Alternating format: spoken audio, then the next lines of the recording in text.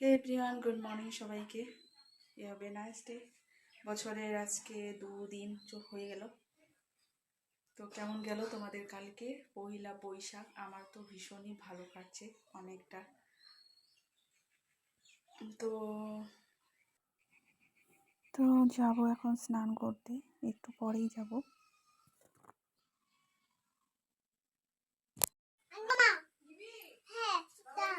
যে আমার সোনা, কি খাচ্ছ মা তুমি? পাপায়া খাচ্ছ তুমি? বাহ, মা মজা করে। বাহ, সোনা খাও, পরিটা এটা। তো একটু ভাস্তির সাথে খেললাম, খেলার পরে আমি স্নান করে ফ্রেশ হয়ে গিয়েছিলাম।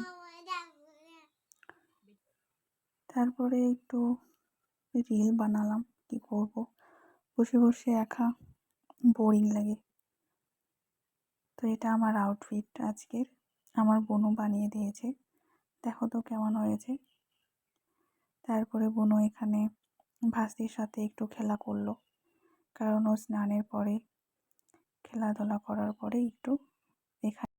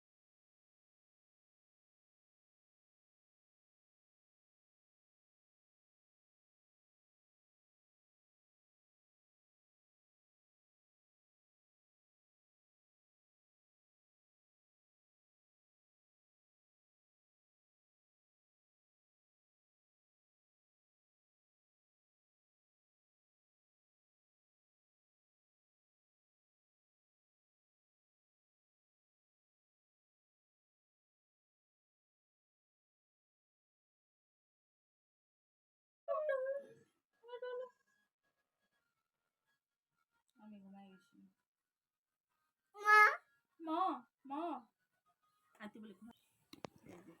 তো আমাদের এখানে খেলবে খেলবে খেলবে, ভাস্তি ছাড়া ভালোই লাগে না, দিনগুলো ফাঁকা ফাঁকা লাগে।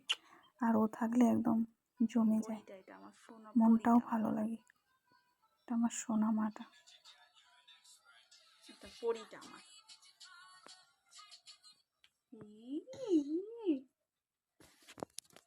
সেই সুন্দর লাগে আমার মাকে।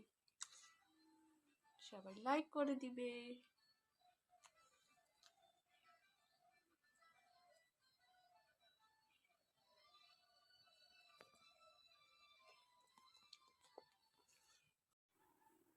আর তারপরে তোমাদেরকে দেখাচ্ছি যে এই যে আমাদের পাপায়া, আমাদের বাড়ির গাছের ফোলা ফল। দেখো তো এত বড় হয়েছে, বলার মতো নেই। আর দেখতেও একদম হেভি হয়েছে কালারটা। তো দেখতে তো সুন্দর লাগে। বৌদি কাটছিল, তো আমি একটু ভিডিও করলাম। খাবো একটু পরে। আর এই যে দেখো আমার ছোট্ট সোনা কি মস্তিতে পাপায়া খাচ্ছে। ও ডেলি ডেলি একটা করে শাড়ি পরবেই পরবে। ও মার কাছে বায়না ধরবে, দিদুন আমাকে শাড়ি পরিয়ে দাও। দেখো এত বড় বড় শাড়িগুলো ও যে এত সুন্দর করে সাজিয়ে একদম গুছায় ধরে থাকে, মানে বলার মতো নেই। এটা আমার সোনাটা এত সুন্দর করে শাড়িগুলো ধরে রাখে হাতের মধ্যে, যেমন আমরাই পারি না আর কি, বড় বড় মানুষগুলোই পারবো না। দেখো যেটাই দেখবি ওটাই পরবে। আমার কিউট পরিটা আমার মার সাথে এখানে খেলছিল।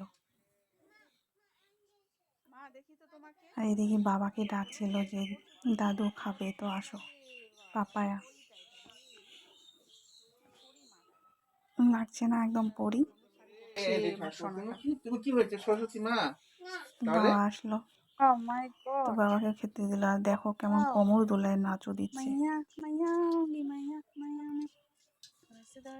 বাড়িতে বাচ্চা থাকলে না, বাড়ির রৌনকটাই অন্যরকম। আমার সোনা বাড়িতে থাকলে খুবই ভালো লাগে, মনটা একদম ওখানেই লেগে যায় ওর সাথে। তারপরে লাঞ্চে কি আছে চলো দেখে নিই। আমি নিয়ে নিয়েছি এখানে লঙ্কা ভাজা, তারপরে উচ্ছে ভাজা মানে করলা ভাজা, আলু ভাজা, তারপরে নিলাম আমি কাঁঠালের সবজি।